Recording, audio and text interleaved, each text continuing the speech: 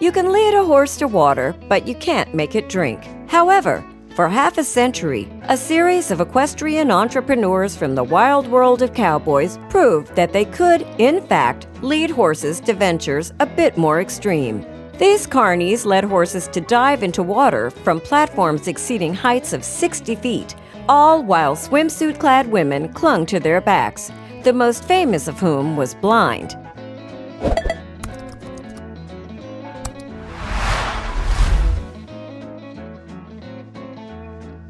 The basis for this bizarre feat was simple enough.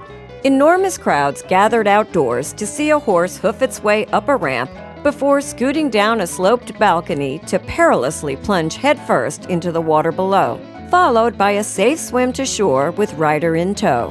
The diving horse stunt was created by William Doc Carver, a dentist turned frontiersman.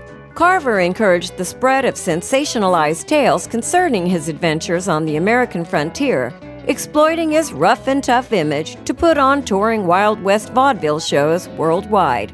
These dramatic exhibitions featured daring athletic feats of horseback riding, sharpshooting, and theatrical recreations of battles, cops and robbers style. Basically, the 19th century version of professional wrestling.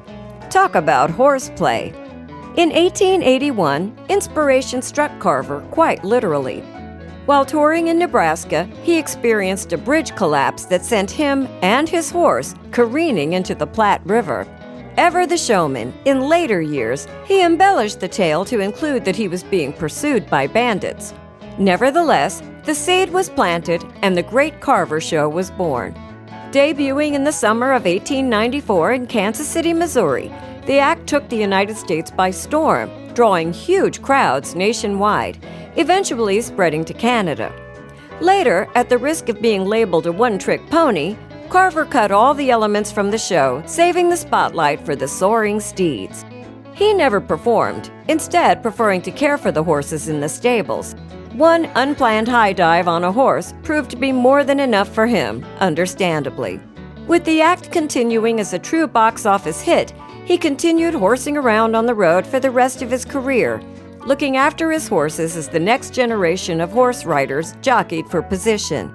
After Carver passed away in 1927, his son, Al Carver, was saddled with the responsibility of taking over 2 touring troupes. Eventually, these 2 became one, and the act settled in for 5 decades of performances at the Steel Pier in Atlantic City, New Jersey. First built in 1898, the Steel Pier remains a seasonal amusement park, host to a variety of games and rides. Its residing dock projects a half-mile from the beach out into the Atlantic Ocean, sitting amid the ambient noises of clanking ride machinery, screams from thrill-seekers, squawking and swooping seagulls, and the churning ocean. The high-diving horses were introduced to the Steel Pier toward the end of Prohibition, before Atlantic City was synonymous with rides, games, and gambling. During this time, the Boardwalk was predicated upon outdoor events, indoor cinema, and theatrical attractions. The Steel Pier was a hotspot for big-time acts, jazzy dance halls, and vaudevillian variety performances. After a change in ownership during the Second World War, the Boardwalk changed the nature of their offerings quite a bit. Now, aside from the ubiquitous Ferris wheel and merry-go-round, a carnival atmosphere filled the air. Clowns, acrobats, and trapeze artists, tightrope walkers, and motorcycle-riding daredevils, stilt walkers, and unicyclists, flagpole sitters, and the incomprehensible human cannonball. A man shot headfirst out of a giant cannon. It was a regular 3-ring circus. And with this change came the perfect opportunity for Carver's team of diving horses. Water circus performances in the open-air portion of the pier promised the thrill of a lifetime. With the capacity of over 40,000, leagues of day trippers milled around eating saltwater taffy and acting as true cheerleaders for the synchronized human high divers. But despite their marvelous feats, they always played second string to the main event. Doc Carver's horses were too hot to trot. Animal attractions were collectively one of the biggest ticket-selling items the Steel Pier had to offer. Boxing bouts with kangaroos, cats playing poker, a chicken playing the piano. But none of these acts could surpass the magnificent equestrian high dives of Sonora Webster Carver. Sonora, wife of Al Carver, brimmed with chutzpah and joined the horse riding squad as a teenager in 1923. Touring with the horses across the country before they found a home at the Steel Pier, Sonora's job was to wait at the ledge of the wooden diving ramp and mount the horse as it galloped past her.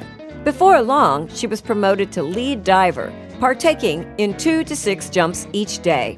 Tragedy struck when one of Sonora's daily nosedives became a living nightmare.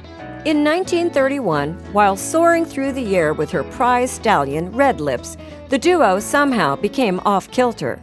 While the act typically allowed for the horse to hit the water first and safely break the water tension, this time Sonora hit face first with her eyes wide open. Still only in her mid-20s, Sonora was permanently blinded by the impact. But even so, no one could convince Sonora to get off her high horse.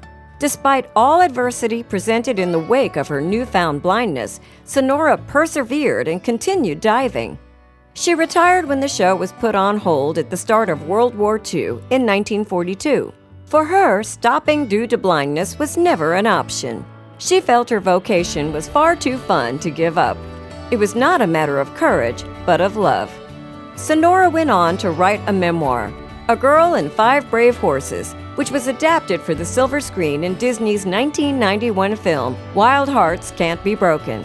Sonora lived to the age of 99, remaining for her whole life just miles away from where she found fame at the Steel Pier. All things must come to an end, and for the golden era of Atlantic City and the Steel Pier, that came to pass in the late 70s. Amidst an economic downturn and increasing crime rates, the seaside community lost its appeal as a family destination. The grand opening of Atlantic City's first legal casino in 1978 coincided with the closing of the dilapidated Steel Pier. In its final years, the high-diving horses were shadowed amid allegations of animal abuse by the Society for the Prevention of Cruelty to Animals. Rumors persisted that the horses were spurred into vaulting via trapdoors, electric cattle prods, and pinpricks. But these claims have remained unsubstantiated and rejected by all involved in the performances. Despite a plethora of rider-related injuries, including the blinding of Sonora, numerous broken bones, and even the fatality of 18-year-old diver Oscar Smith in front of a live Texas audience in 1907, allegedly no horse injuries ever occurred. The original bones of the Steel Pier burned down in 1982, and the rebuild was reopened in the 90s with a focus on thrill rides and carnival games. Attempts of the diving horse act's return to Atlantic City were made in 1993 and 2012, but were met with less than unbridled enthusiasm.